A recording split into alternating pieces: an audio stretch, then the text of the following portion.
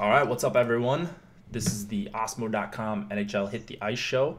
We've got a 5-game slate to talk about tonight, and some pretty big contests that I know Nolan and I are pretty excited about. So, Nolan, how are you doing this afternoon? Not too bad. Not too bad. Big contest coming up. Hopefully, we can reverse the trend of picking nothing but Minnesota Wild goaltenders and Vegas too. Yeah, rough weekend Vegas for the one. Wild Ah, as I wear my Minnesota shirt. So, yeah, luckily they're not on the slate, so we don't have to lose money on thank them. God. And Thank they were on God. the early Lose, slate yesterday. So, lose money on Vegas instead. yeah, exactly. But how's the news going? Nolan, if for the people that aren't usually watching this, NBA people or whatever, new viewers, Nolan keeps track of the line changes and news and notes from Morning Skate, which is really important. He does an article for us every single day. So, how was today? Any big changes you saw? Nothing big, but I'd say like a lot of kind of small things that you're going to want to maybe take into consideration when building your lineups. TJ Oshie, I was just out for a couple hours, so I haven't had a chance to look into that. But I think he's like a true, maybe a game time decision. They haven't set. I'll just double check now. But they haven't said anything, and they didn't have a morning skate. So if you're new to NHL and you're just playing for the first time, it's kind of important, or it can be important sometimes to make sure that you're around your computer about a half hour before games start.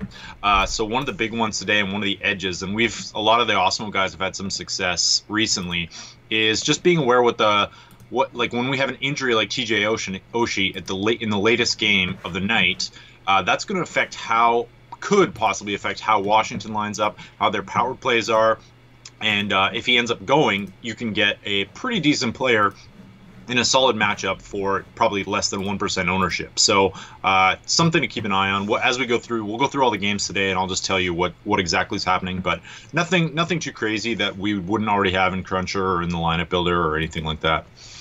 Oshie is out, they're saying? I did not see that. Did you see something otherwise? I've not seen that. So, Just because we'll take a look at the Isabella Kirsten. Is that her name? sure. She was up on it this morning, but she said she was expecting a game time decision. Right. Yeah, I haven't Just seen because anything. I there's just no did a quick skate. Twitter search. Yeah, Daily Faceoff has him out.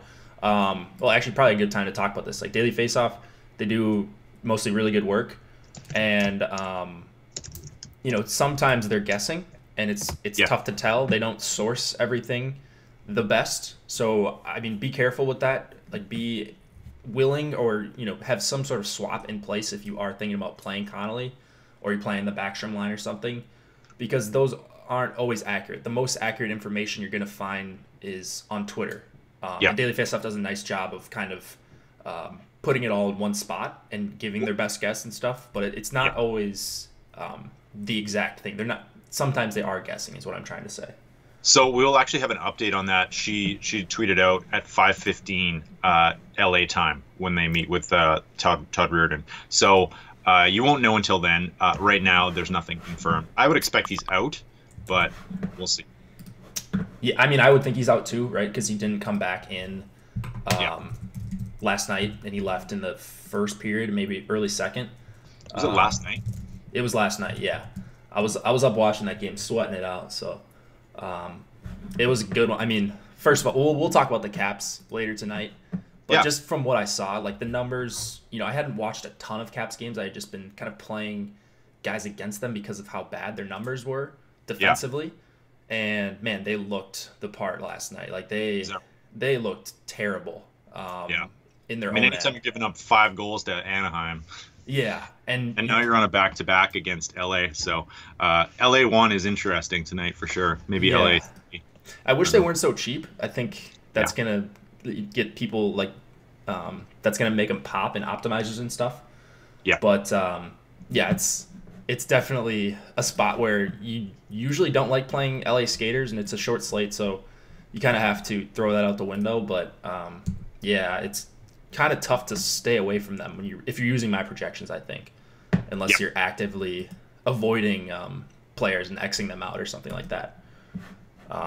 Let's see. It looks like we've got a pretty active chat going on. We've got 5 games, Yeah. so we've got a little bit of time to play around with. Also, lock is later tonight, so it's not at 7 Is it Eastern. 4:30?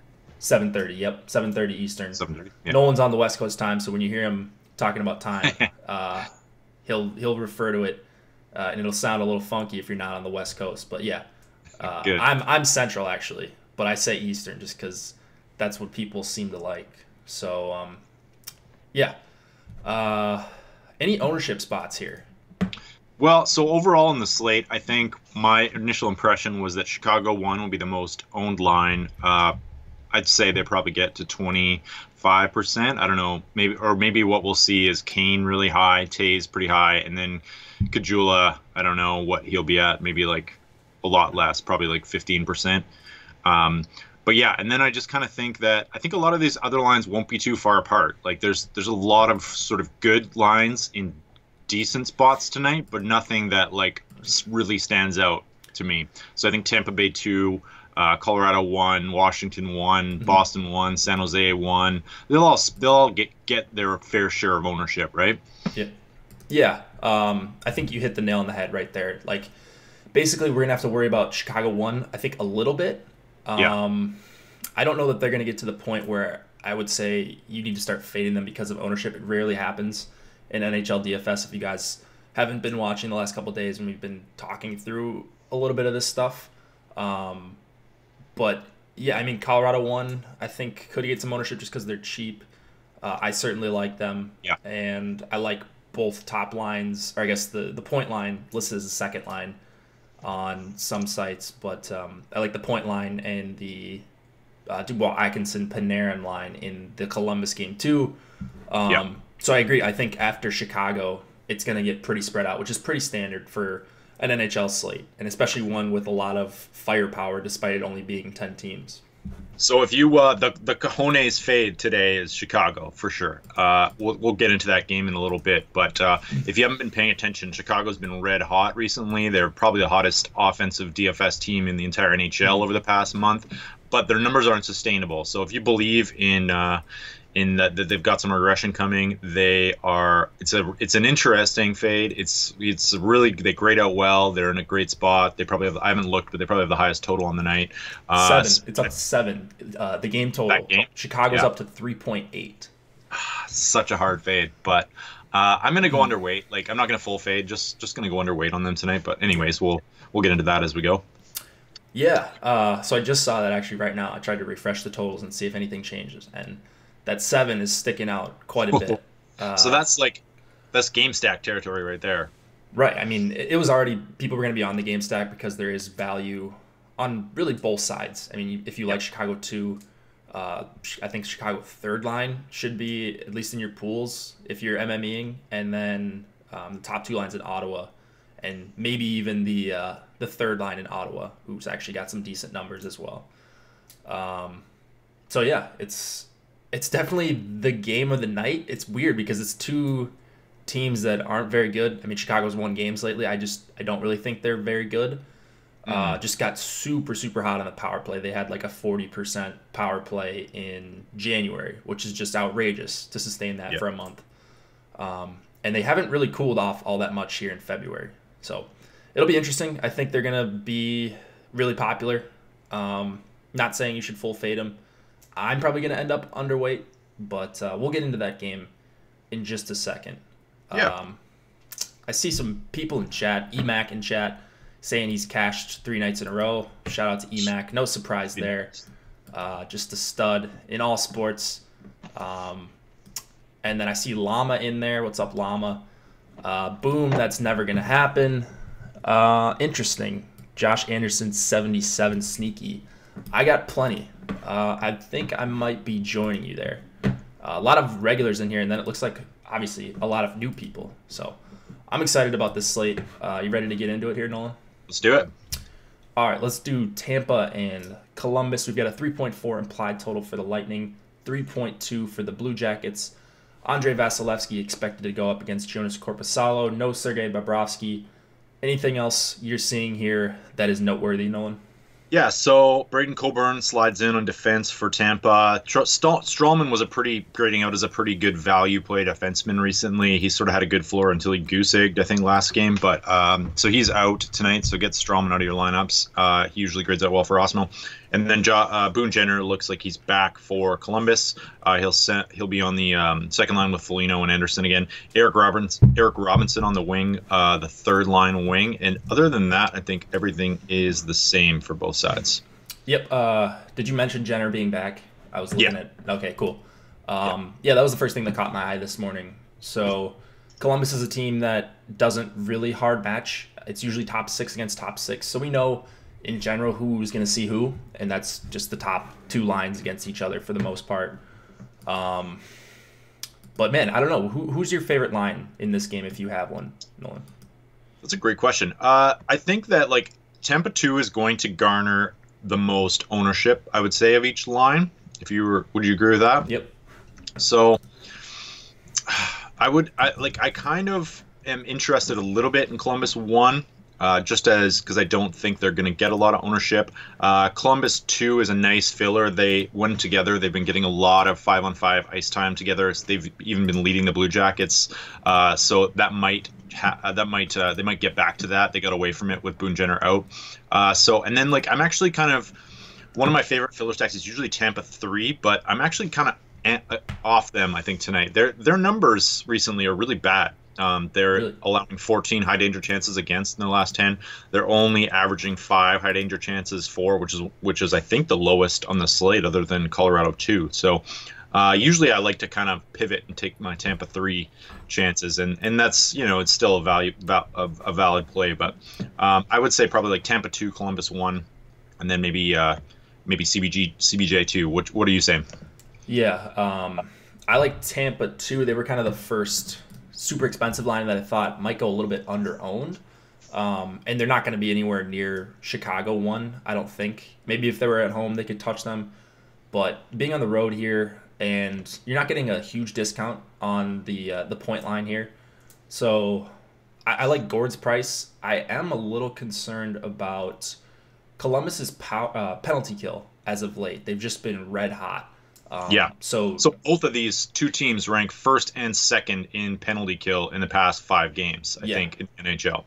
So even going back to that, like start of January, like they had maybe like a 93 or 94% PK. I was looking at it last night, just some crazy numbers, kind of like along what Chicago's doing on their power play. So obviously not sustainable for 82 games. But you look at Tampa's power play, and they're by far the best power play in the NHL. You kind of see why with Point, Kucherov, and Stamkos, Hedman. Like these guys are really awesome together. And Columbus's power play is hot too, so it's kind of like something's got to give, I think. Right. So I like Point and Kucherov quite a bit. I think those prices are pretty fair, maybe a little bit overpriced, but Gord's price makes it okay for me. And you're paying under 20K for them, which I like.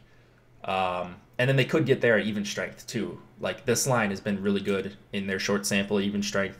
So, you usually the thing, my beef with this Tampa line is they're usually expensive, and they're expensive and maybe not the most optimal power play matchups. And, this isn't the most optimal power play matchup, but I think the ownership warrants me going overweight on them. So I like Tampa too.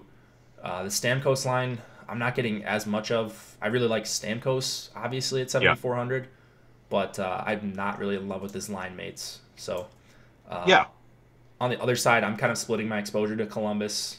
I don't know that there's a great matchup that either of these lines is going to see. Just completely different price ranges too. Columbus 1 has quietly been one of the best lines in the NHL. Maybe not so quiet, especially as of late, but coming off a big game, I have no problem going right back to Columbus 1, and then Columbus 2 more of a filler stack for me. This is one of those games that could go, like, you could see it being like a tight defensive battle, you could see it being a shootout, right? Like, I don't know which way it's going to go, but Columbus 1 has actually been playing some pretty high event hockey recently. 17 high danger chances against, 32 scoring chances against per game. Columbus 2 not that far behind, so it's possible that we could see some run and gun. It's possible that we could get the penalty kills win out. I don't know, but yeah, I think shares of. I'm sort of hoping to find some really good filler stacks, and then just sort of spreading my shares around some of these top lines fairly evenly, because you got to get some Columbus 1 in there. They're not going to be owned, and they could go off at any time. And then Tampa 2 hit the nail on the head there. Hedman's not grading out as a great value, and then especially on the point of Columbus's penalty kill being so good, like 6K for Hedman is pretty tough for me to get to when we've got a bunch of other top guys. Kind of same thing for Seth Jones here, although I'd rather have Jones than Hedman for what it's worth. Werenski kind of the clear value guy, getting power play one time, and he goes pretty nicely with your Columbus one stacks. Yeah, he's super cheap, easy to fit in. I prefer spending up to Doughty if I can in that range, but I would take, if you're fitting him in, I would take Zach Werenski for sure. All right, anything else in this game? We usually don't talk about goalies all that much, so basically, I think are you going to be just correlating for the most part tonight? Like, I don't really see any goaltenders standing out too much. There's no like huge favorite tonight. There's no really like just excellent goaltending play. Do you have anyone that you're like?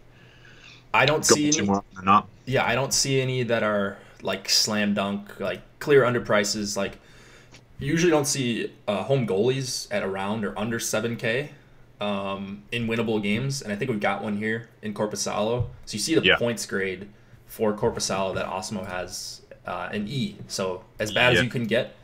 He's not going to grade out very well on a raw points basis, but if you like Columbus 1, even if it is somewhat of a high-scoring game, if it's like 4-3, 5-3, Tampa's going to put up a bunch of shots. So I think Korpisalo is going to be like in the 10% range for me, especially when I'm going to Columbus 1. Even if I wasn't correlating, like I would have some one-offs of him and Varlamov, who we'll talk about later. We've got 3 home goalies at that price, and I think really winnable games. Yeah, So I think if you're MMEing, you just kind of take the value where it leads you, as far as goalies, or you just straight correlate, which I like to do. But it's just depending on personal preference. Yeah. Anything else here? I don't think so. Not loving any of these value plays on D. There's nothing super exciting here, right? Other than Werenski. Brian McDonough grades out pretty well for Osmo every time. He's always got a chance at an assist or two. And then Eric Chernak as well seems to like be a popular play, but I'm not super excited about either one of them.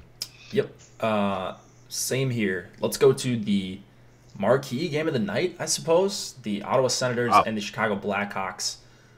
So we're only showing about a 6.7 total. It looks like it's actually jumped up to 7. So the Senators have somewhere between a 3.1 and a 3.3 total, depending on where you look. And then the Blackhawks are between 3.6 and 3.8. So monster totals for both teams, 2 bad defensive teams. Anders Nilsson in goal against Colin Delia. News and notes before we get into the plays here, I suppose. Yeah, so Michael Bodker is back for Ottawa. He's on the 4th line with Tierney and Balsers. Is that right? That sounds about right. Let's see. Tierney. Yep, that's right. Balsers. Yeah. That line's get a little bit intriguing, actually, I think, at like sub 1% in a GPP, because Tierney and Balsers both got a little bit of power play time last time as well. And then I think the other lines are exactly the same for the Senators, and then on the 4th line, it's John Hayden is in for Chris Kunitz, I think, and then Gustav Forsling, who pretty good bare min defenseman. If you need someone for $2,500, he's a decent option. He passes the puck a lot. Like, he's sort of a pass first defenseman, I would say. You got a decent shot at an assist if you need a $2,500 defenseman. Probably my favorite min price play tonight. So I've got I think it's a better min price play. We'll talk about later. Pat Nemeth coming up. No, shockingly not Pat Nemeth. So only a few people in chat will get that. Brendan Dillon, Justin. No. We'll get to him. All right. It's against my favorite team to target. Oscar Fantenberg. There you go. That's my guy. I like it. So here, gotta get this win. Josh asked me this morning like how the line matching is going to go here, and I don't know that it matters for Chicago. No. There really isn't or I don't really know that it matters overall. There's probably a few percentage points you add or subtract based on if you knew there was going to be hard matching or something here. But the Tays line is going to go up against one of or both of the top 2 for Ottawa. There's no clear top line for Ottawa. You've got Duchesne, who would be considered your top center. But you've also got Ottawa 2 with Stone, who I think is their best player. So it's tough in that respect. But yeah, like we mentioned, Chicago 1's going to be chalk. I'm at about 10 to 12%. That's a very good troll, by the way, in chat. But yeah, I've got them about 12%. So that's kind of an underweight stand that I'm taking. And I really love Ottawa too, wrote them up. And nothing's really changed for me there. They're just consistently underpriced. So what do you see here? Man, so much going on in this game. So we've talked about how the Blackhawks are they've been the worst defensive team in the NHL over the past 10 games, and just generally they've been really bad. But they're allowing the most high danger chances, the most scoring chances against. They've just been converting on their chances and converting on their power play. And so you have I agree with you. It doesn't really matter about matchups because Chicago 2s and Chicago 1 are both allowing almost 20 high danger chances against and almost 40 scoring chances against.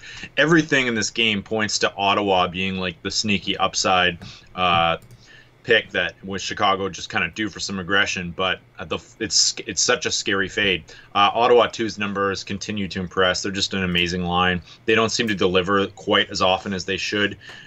So I mean, we're always on Ottawa 2 here. I think you kind of started that a couple months ago, realizing how good they were. They make for a great filler stack. They're fairly cheap, and then you can kind of get creative. Maybe pair them with some Ottawa like Duchesne and get some power play exposure.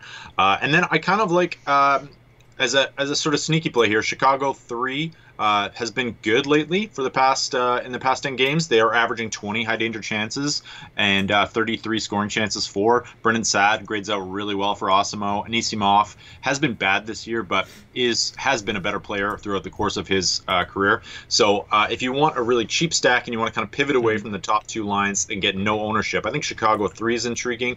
And then we've also seen Ottawa 3 and Ottawa 4 get a decent share of ice time recently. Ottawa 3 has been getting some shutdown time, and they I think led the team in ice time at 5-on-5 last game, or we're second. So some contrarian plays in there for large GPPs if you want to get a little bit creative. Yeah, Ottawa 3, it's a little bit more run at home where they're sort of in that shutdown role. On the road, I would expect their minutes to go down, a minute or two. But just kind of to note, like if they go up against a really bad top line at home, that might be a line that we should look at for like deep-ish tournament plays. I like the Chicago 3 call. Like you see Osmo has pretty good grades out for all of them, A values on all of them. I'm assuming that makes them an A value as well on the rankings. Anisimov and Saad will play together the whole time because they're on that second power play, and you can pair them with Seabrook if you wanted to do that. So I have some Chicago 3. I actually have more Chicago 3 than 2. I just can't really get past the numbers for Chicago 2, and I know they're going to be owned. And I'd rather have both of the top two Ottawa lines over the Chicago 2 line. Like DeBrincat, I think, is a fine one-off, especially because it's such a good power play spot for Chicago, who's red hot. Ottawa, just completely terrible on the kill. But the same thing goes for the other way, too. So I don't think Ottawa should be forgotten here. And that's why I love Ottawa, too. They're going to be one of my highest exposed lines of the night for what seems like the 10th straight Ottawa slate. And then I actually do have quite a bit of the Duchesne line as well, just in the event that they go up against Taze, Kane, and Kajula for the duration of the game or most of the game. Right. Yeah. Both of those lines are viable. I think we both like Ottawa 2 more, but you never know. I feel like anytime I like Ottawa 2, Ottawa 1 goes off. It's just like you can never really tell with those two lines. Ottawa 1's definitely capable of doing it. What's the power plays? It's the full. So Ottawa 2 is a full power play correlation on the power play 1 plus Duchesne and Shabbat, right? Yeah, so I also didn't catch that. That wasn't the case the last couple of games with Kachuk.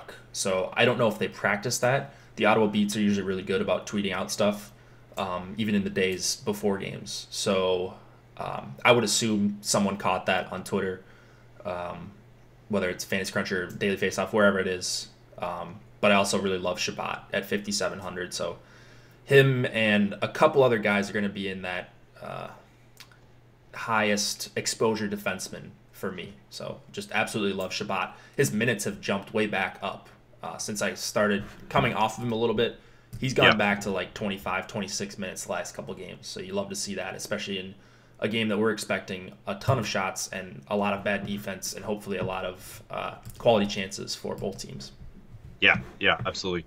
So you're gonna be game stacking this. Like if you're new to if you're new to NHL, I think it's pretty popular in NBA to game stack generally, right? Because you get that like chance at a shootout slash overtime. Game stacking in NHL is probably less common. It's almost like a way to gain leverage, I think, sometimes because people like to correlate their goalies. So if you're game stacking and you're taking, say, like Ottawa 2 and Chicago 1, you have to get a goalie from elsewhere because you can't be pairing that goalie with that game because you're hoping it's going to go off. So that's one way to do unique stacks. Another way to do some unique stacks for some large GPPs is the Josh stack, where you take 2 lines from one of the teams, pair them with your goalie if you want, and then you can kind of get some leverage on some really highly owned plays. So if you went like Chicago 1, Chicago 3 today, or Ottawa 1, Ottawa 2, and just put those in the same lineup, you're probably not battling a lot of people, even in these large GPPs with those lineups. So I'm a little different mindset. Like I don't force in a game stack. I don't know that just because one team goes off that the other team is like more prone to going off. I mean, I know like when a team's up late, like maybe they're up 3-0 late or 3-1 or 4-1, then the other team will start pressing and maybe they'll get more shots. I just haven't found it to be like I wouldn't force it in. I don't think it's you force it in. I just think like no one uses it generally. Like I don't think people game stack as much, do they? Oh, okay. I mean when you see a 7 total, maybe it's a little different. Yeah. But now we see 6.5 so often. Like there's a few of them every single night. So maybe you are right about that. Maybe it's not as common as you think. But yeah, it's certainly viable. So I'm going to have a lineup or two of like the Tays line with Duchesne and the White line. So I think you can definitely do it here. I wouldn't shy away from it either, but I just never force it. And I think you're with me in that. Yeah, absolutely. What about go back to your boy Chabot? Oh yeah, all the Chabot. I wanted to like Gustafsson a little bit more. I like him when I watch him. He's a guy with a big shot. He goes in spurts where he does shoot it a ton, but he just doesn't grade out that well for me at 5,500. I'd rather get up to Chabot, so I agree there with Osimo. Maybe we could do a study on this game stack thing. That might be a good thing to study because Josh agrees with you in chat. So that's interesting. We should look into that a little bit more. Any of these other Chicago defensemen before we move on? So I like Gustafsson, obviously. I think they're like Seabrook and Keith are viable, and I already mentioned Forsling as a one-off. There's a few, obviously we'll get to Fattenberg, but there's a few little cheaper guys tonight that if you need to fit in and you want to get Brent Burns or something, you can go to. And then like the kind of like mid like Lajoie and DeMello are decent punt plays, but definitely like Chabot a lot, especially at that price. I'm trying to get him in as much as possible. Sure. I would agree with that, and I'm kind of staying away from these punts on the Senators. I like to limit, or not limit, but kind of go heavy on a few defensemen tonight, and Chabot's certainly going to be one of them. So that kind of means that I'm sacrificing some Gustafsson, some Seabrook, some Keith, who I think are all okay plays, but they're not, for me, nearly as good as a guy like Chabot in that same range. All right, let's go to the next one. We've got the Golden Knights and the Colorado Avalanche, 3.1 implied total for the Knights, 2.9 for the Avalanche. Malcolm Subban and Semyon Varlamov expected to go here. Actually, both guys are confirmed. So any other news and notes here?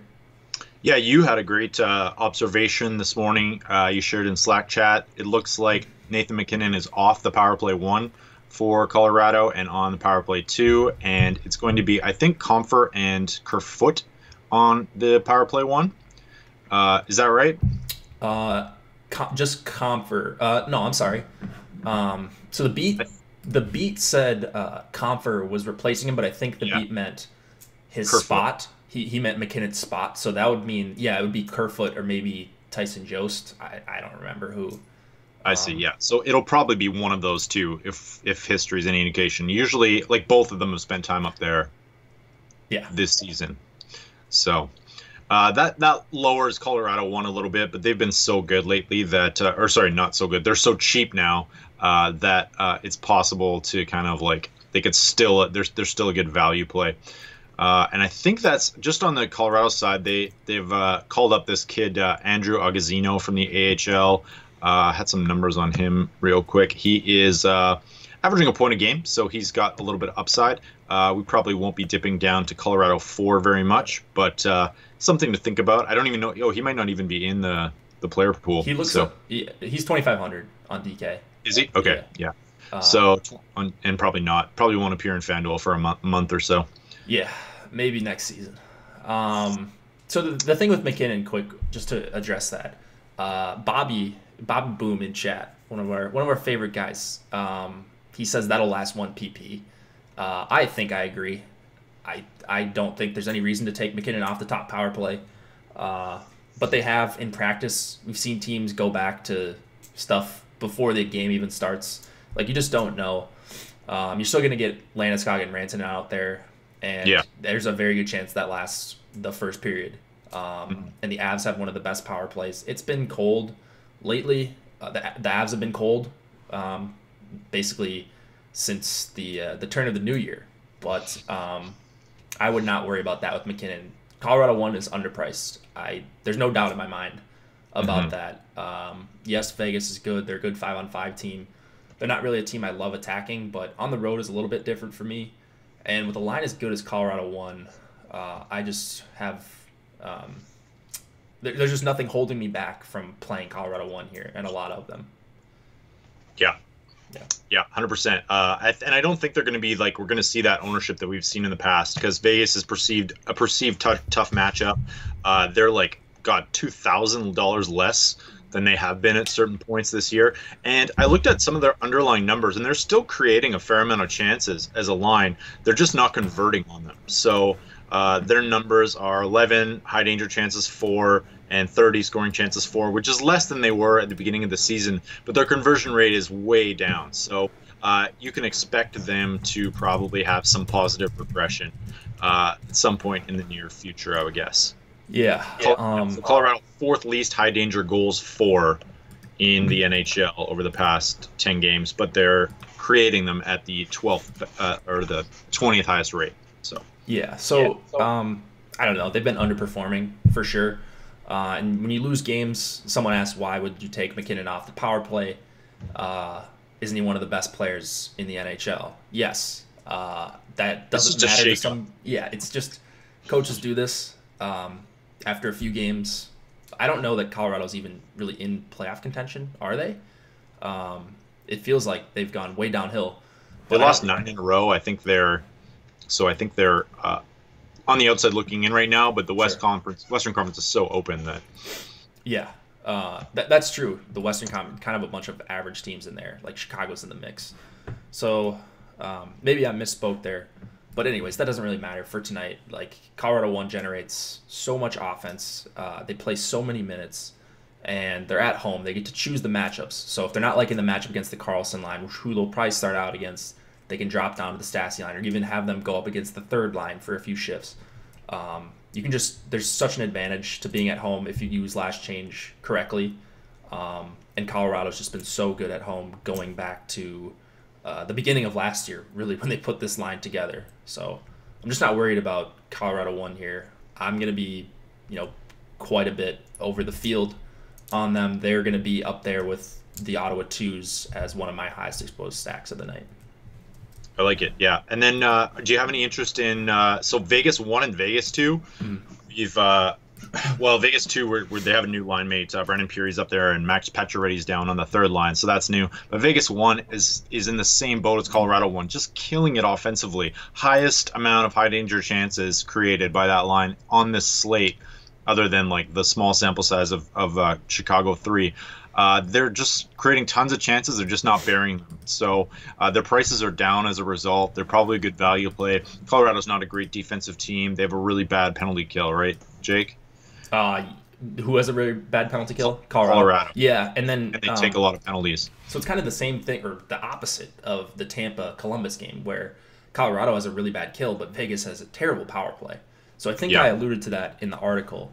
But right, like, something's got to give. And Vegas 1, for me, they're super underpriced. And I think Vegas 2 is actually a little bit underpriced as well, based on how good they've been at even strength. And they've been great. They were better with Pacioretty, too. I don't know what their numbers are like with Brendan Purie, because it was Stastny that was out earlier when Purie was on that line, right? Yeah, I think they've actually here. Let me check really quick. I've got the period numbers pulled up. They're really, really good. 81 minutes, 81.9 Corsi for per 60. The high danger chances aren't great, 11.4, but 35 scoring chances. Like they can definitely generate with Peary, even though you'd rather probably have Pacioretty. I mean, I would, but you save $700, and he's on the power play with Carlson, Marchessault, Smith, and Theodore. So it's not like it's a bad spot or that big of a downgrade there. So yeah, I think just a lot of value in this game that I'm going to take advantage of. So Colorado won, one of the best lines in the NHL. I think they're underpriced. Vegas won, I think, is really underpriced. And then same thing with Vegas too, in less so, but still underpriced. And if Vegas 2 is your thing, they've pretty much split power play time. I think between these two, it's not like one of them gets 90% of the power play time. So Vegas power play 2 got 60% last game. Mm-hmm. They tend to be the first power play out there for them, or they get the slightly more ice time. But I don't think they have full correlation. I have to double check that. Vegas 1 does. Yeah, Vegas 1 does, but Vegas 2 doesn't. Right. So you kind of have to offset those two things a little bit. Yeah. So Emac asks in the premium chat, what's I think he's meaning to say, what's the preference between Vegas 1 and Vegas 2? I have more of Vegas 1. So I don't know where you're at on that. Also on Vegas 1. Okay. Yeah. Cool. But yeah, like Vegas 2 is probably just as good a play. Like if they fit into your lineup better and they fit into a better stack, and you can pay up and get a better defenseman, like there's nothing wrong with going to Vegas 2. That's for sure. So we see this D value here for Nate Schmidt, and he's actually a guy I really, really like tonight as kind of a lower owned guy. Colorado bad on the power play, or bad on the penalty kill. They take a lot of penalties as well, which I didn't mention. Most in the NHL actually by a good margin. And Schmidt's playing a lot of minutes. He's playing 22, 23, 24, 25 minutes some games, and he's shooting more as of late. You can kind of see where that started if you just check the surface game log stats. But the underlying numbers, like he's attempting a lot more shots, which you like to see. And at that price tag, 4,800, I think he's worth the price there. He's my favorite guy. I love that call. Because he's probably going to be owned at what, 2%? He's not going to be very owned. And then you compare him to like Doughty or something, who's probably going to be like 12 to 15%. And then like Schmidt pairs really well with the Vegas 2 just because they're on the power play together, and I'm sure decent amount of ice time together. His minutes are huge right now for Vegas. They normally don't give a lot of minutes to one defenseman, right? So Theodore, Miller, all these guys are kind of down, but Schmidt's minutes are up. So sneaky good play tonight for sure. On the other side, Tyson Barrie, $300 more than Schmidt. I think he is he's okay if you're stacking Colorado 1. He's the guy that gets left off for me a lot. Even when I'm 4-manning, doesn't grade out as a great value for me. Like Gerard and Eric Johnson, I think those guys are also okay to play with Colorado 1, but just because they're probably going to see a lot of even strength ice time with them. But there's not a Colorado defenseman here that I'm super heavy on. Yeah, I agree. It's tough. Barry's like so contingent upon, like he kind of goes off when they go off, I guess. So you're kind of banking on Colorado 1 to go off, I think. That's my perception of Tyson Barrie anyways, which I mean, if, it can happen, obviously. But then there's kind of like that. If he doesn't go off, then, or if Colorado 1 doesn't go off, Barry's probably not going to have a very good game. Exactly. I think I agree with that. He is shooting a little bit more. He's shooting more than I expected. So I have 7% of him right now. That's probably going to be around where the field's at, maybe a little bit below. But I'm pretty comfortable with that. I don't think he's a guy I'm prioritizing tonight. Yeah, I like it. Do you have any interest in these other lines for Colorado? Colorado 2 just been terrible together. They had the worst numbers of any line on the slate. I was kind of shocked at, but I always find them like kind of sneaking into my lineups as a filler stack because they're cheap and like they should have some talent on there. They generate chances at a decent clip. So, defensively, they're not very good. But over the last 10 games together, they are, I think it's the whole season. They're averaging 5 high danger chances per 60. Kerfoot and Yost.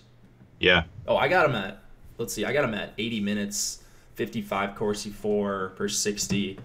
And let's see where we at for scoring chances. 30 scoring chances, 10.7 high danger chances.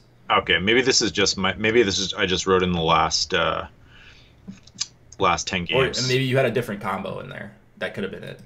It's possible. You know, let me just double check this while you. Well, yeah, that's definitely important. Because 80 minutes is a decent sample. Yeah. You know, you'd like to get to like around 100 or so. Yeah, the show usually goes around an hour, maybe a little bit more. Got a lot of viewers, so maybe some questions at the end. I love Jake, but if he says one bad thing about my Capitals down there, I may have to cut this video off.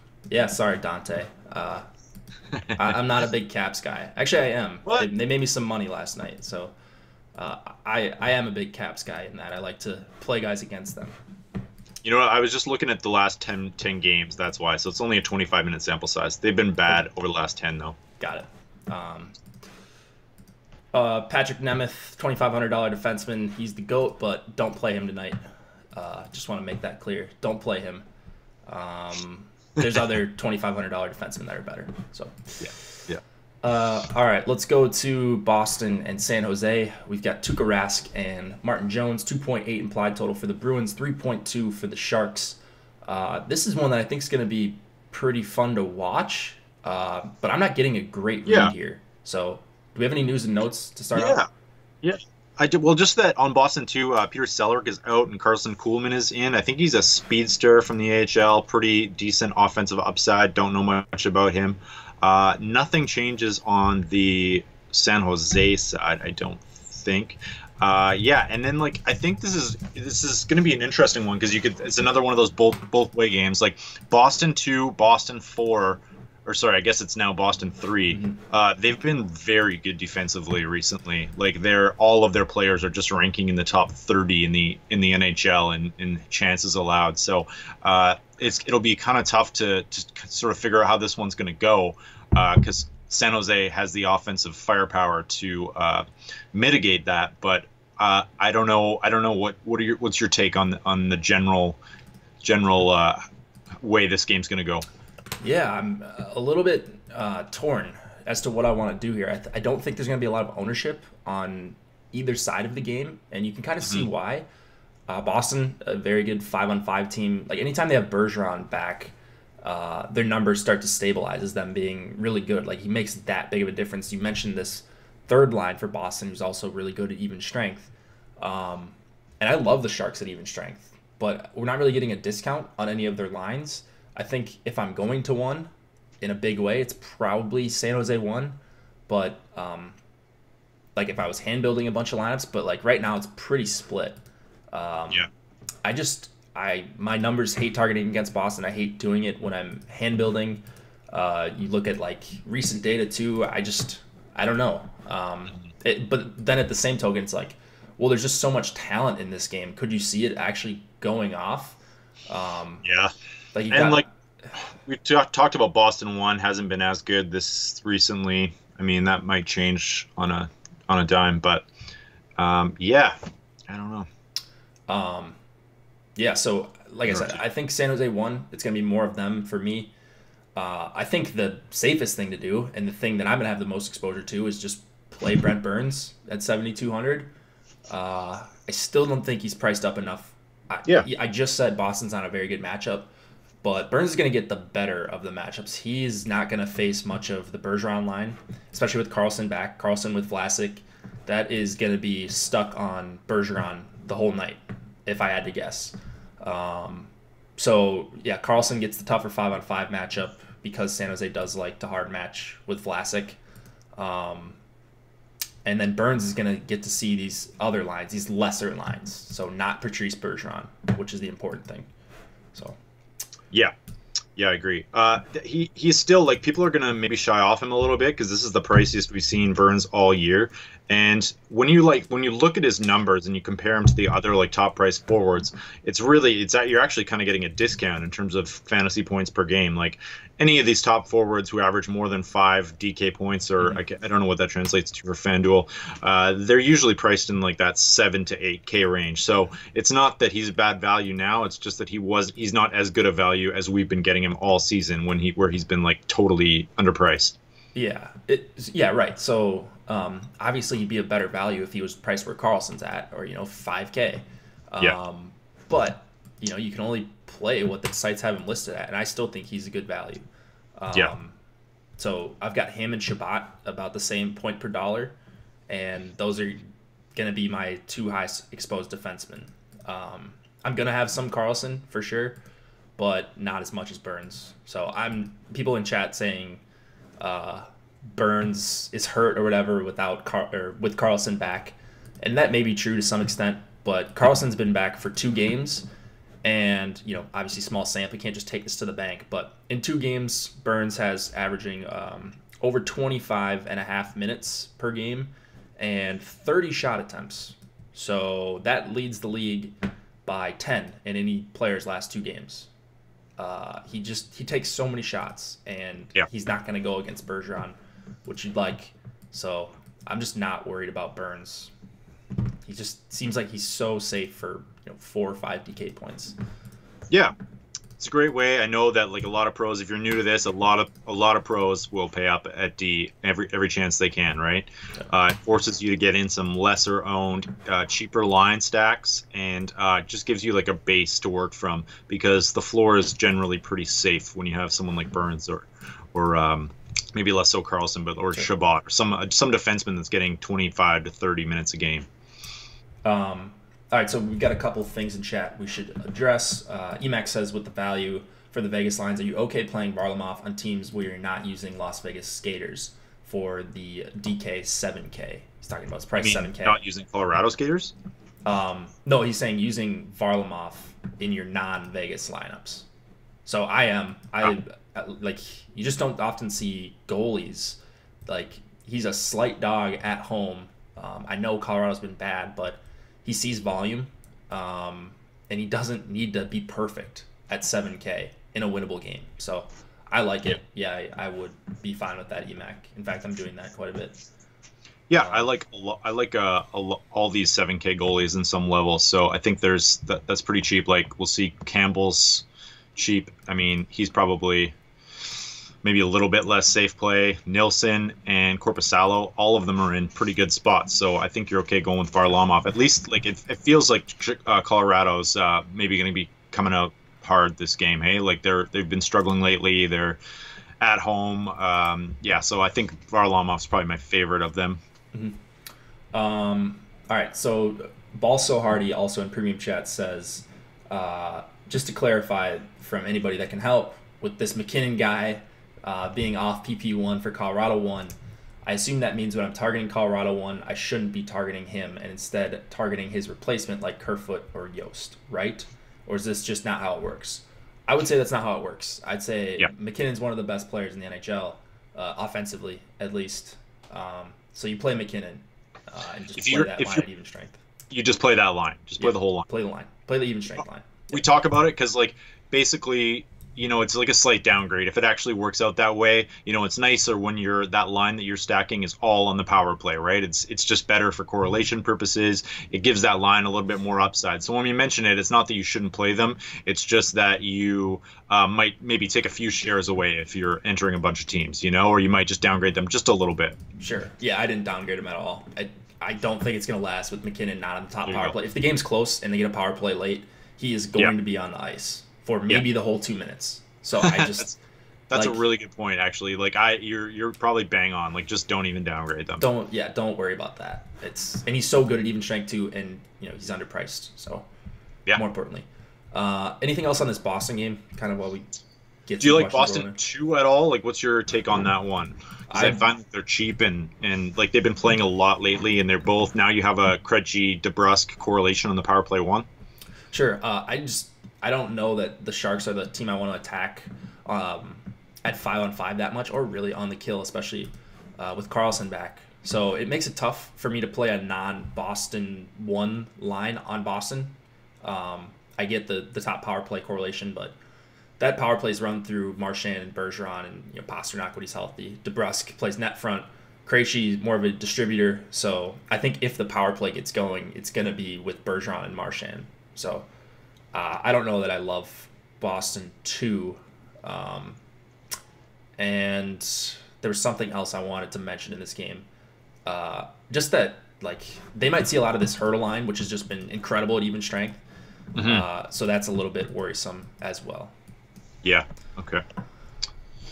Good to know. Yeah, I think the best way to attack that game, you're right, is just to get some Burns exposure. But I do like some of these lines, and I'm going to sprinkle in a few of them for sure. And just on the off chance this is a little bit more offensive than we're expecting. Sure. All right, before we get to the last game, you guys see the promo code Hit the Ice on your screen. With that promo code, you get 50% off your first month of any Osmo.com NHL premium subscription, so you can come hang out with us in Slack chat. You can get my projections, Osmo's rankings as they update throughout the slate, cheat sheets, usually on Tuesdays and Thursdays, so premium cheat sheets, Nolan's article as well, all the good stuff, especially the premium Slack, which we, of course, prioritize when we're doing shows, and there's a lot of people, like there are today. Also, feel free to give us a like. I saw some people asking the chat to give us likes. That is appreciated. They do help us directly and indirectly. So if you could hit the like button if you do enjoy this, that'd be great. Yeah. Yes, McKinnon's not on the top power play C monster, but don't worry about that. So, ready to move on to the last one? Yeah, let's do it. Cool. Washington Capitals against the Los Angeles Kings. 2.9 implied total for the Caps. 2.7 for the Kings. Phoenix Copley, likely the expected guy, going up against Jack Campbell, who is confirmed for the Kings. News and notes here, besides Oshie? Yeah, so we talked a little bit about that. If Oshie doesn't go, likely Tom Wilson would take his spot on the power play 1. That's what happened last game. Brett Connolly moved up to the second line, so I would downgrade that second line quite a bit. I'm not sure that Connolly is really he's just not a great offensive player, so you have to downgrade them. And then Backstrom doesn't shoot a lot, so it's a little bit uglier, a little bit more front-loaded Washington. And then on the LA side, I just noticed I was just going through a lot of their shift combinations from last game, and one way to maybe get a little bit of differentiation, if you're using LA1, because it's probably going to be a little bit popular, they went with Kovalchuk on the top line for periods last game. So it was Anze Kopitar, Dustin Brown, and Ilya Kovalchuk on the top line, and those three are also on the Kings power play 1. So it's sort of a unique way to get a line stack in there that they might get put together if Iafallo doesn't, or if they just decide to switch things up at any point. So just something to consider for your lineups tonight. Yeah. All right. So the Oshie news, not major for me. It's tough too because Oshie is obviously much more expensive than Connolly, so you can't really like swap up with just one game. So that makes it difficult to play a bunch of Washington too, unless you're just including Oshie and taking a chance that he plays, and then you want to swap down to Connolly or play around with some things. So that makes it tough for the Caps. Like I mentioned last night, for people that weren't here. I don't put a ton of stock into the eye test. I know my eyes can be deceiving, and whatever your cliches are. But the Caps also have really bad numbers at even strength. If this were even an average team, I'd be all over the Kings. But the Kings are just so bad. They don't generate a lot of offense. This top line has been better, but now that you mentioned that Iafallo got taken off that line, that hurts their correlation a little bit. They still had a 20% share though last game, so it was like they were going for like a 30%, and then so it's still like he's still getting a decent amount of time. It may have just been a one-off too. I just sort of noticed it, so it's still entirely possible that he sees the entire game with them. Yeah, so I really like the spot whenever it's the Caps, whenever it's a back-to-back, especially when I saw how they looked last night. But I'm just kind of spreading my exposure around for the Kings. And I know that's kind of a hedge, but I want to like the Carter, Lipsick, Toffoli line. They don't have good numbers together, but they're just dirt cheap, and they all get power play time. I want to like the Kopitar line. They have been better. You get Brown and Kopitar in the top power play. IFL is a little bit of a question mark. And then this Kempe Hagelin duo has been actually pretty good. A lot of speed on that line. And then Kovalchuk, but hopefully these lines stay intact. I'm in on all three of these, and I usually don't like to do that. I usually like to pick one or two at the most lines that I really like for a team, but I'm kind of making an exception tonight against these Caps who have real issues defensively. Yeah, I agree.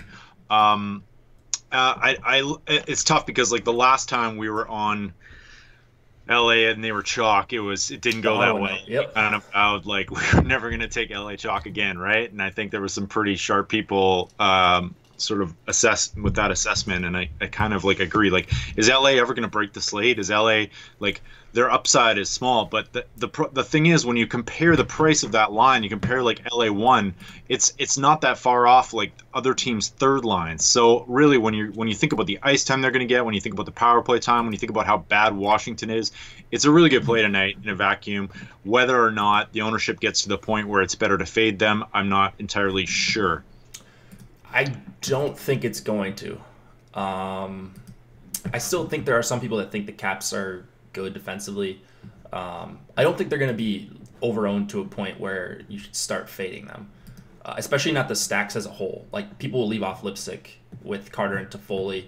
People will leave off Hagelin, of course, if you're really diving down. And you can make some pretty crazy lineups with this LA3 lineup, or this LA3 line. So, like, even with Colorado 1. So it's just kind of, they're so cheap, and I know they're going to be somewhat popular. You know, all the lines will be different, but I know they'll be somewhat popular, but they just allow me to make such strong lineups elsewhere where I just need a goal, hope you get the assists, and if two guys on the line score a goal, like, you're in a really great spot if Colorado won or Boston won or San Jose won or the Chicago top line goes off, or even any of the top two lines in the Tampa game. So they're just expensive lines to pay up for, and it's a team, they're going up against a team that could probably make me and you look pretty good based on what they've done lately. So You've never seen me play hockey, Jake. You've never seen me play. I can barely skate, so that's saying something. The Caps are not good defensively, so yeah, I want exposure to all three lines. And then if I'm going to the Caps, which I don't think they should be ignored either. They should be put in that category of the top lines that should get consideration. It's the top line, especially with the chance that Oshie misses. Wilson's going to play that line regardless, and he's still an okay if he's power play 2 at that price, but being on the top power play would be huge. Full power play correlation with Ovechkin, like, that's pretty tough to pass up. And I'm not really worried about the Kings defensively either. So I don't get the short total here. I don't get why it's 5.5, but we shall see. Yeah, I like LA1, LA3, LA2 is really bad. Like, their numbers are awful, but yeah, I agree. Like, Jeff Carter can score at any point, right? Like, and he gets that power play one time. I'm messing around. I've been stacking with a little bit of Doughty. I think Doughty's gonna like, with Alec Martinez out and Jake Muzzin gone, his ice time's gone up, and he's getting like 30 minutes a game, and his price point is still in the mid 4s on DK. So there's another like stacking potential there. Right. And I do think like, although you're right, like, Oshie's not coming up a lot.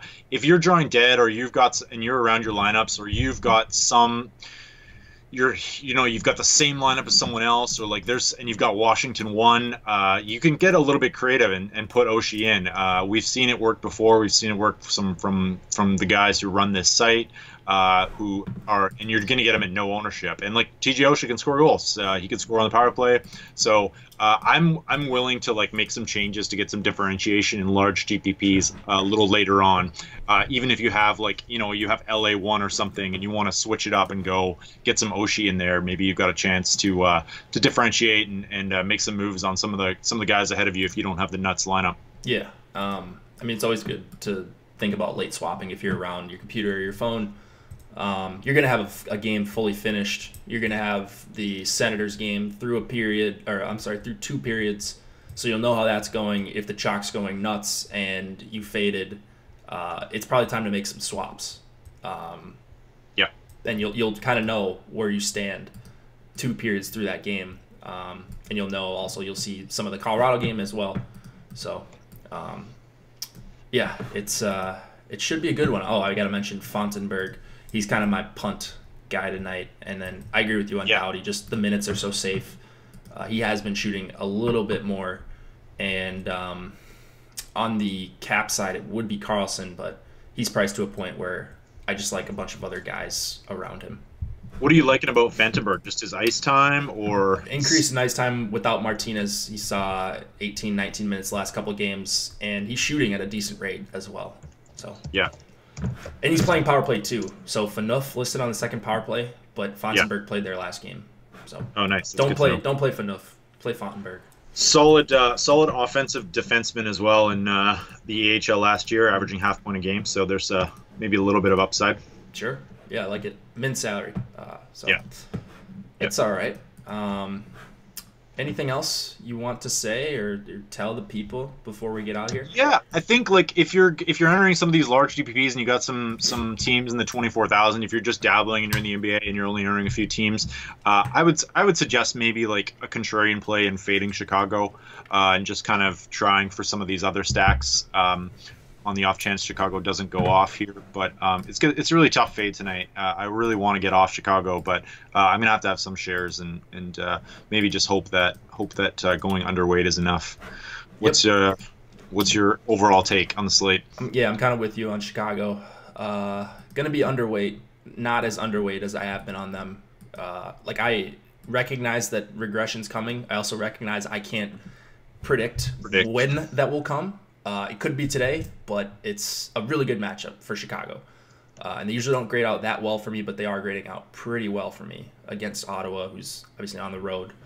But yeah, that's kind of the inflection point on the slate, I think. So that's going to decide a lot ownership-wise. That game, if it dubs and you fade it, you're probably going to be in a really good spot. If it goes off, you still got a lot of work to do.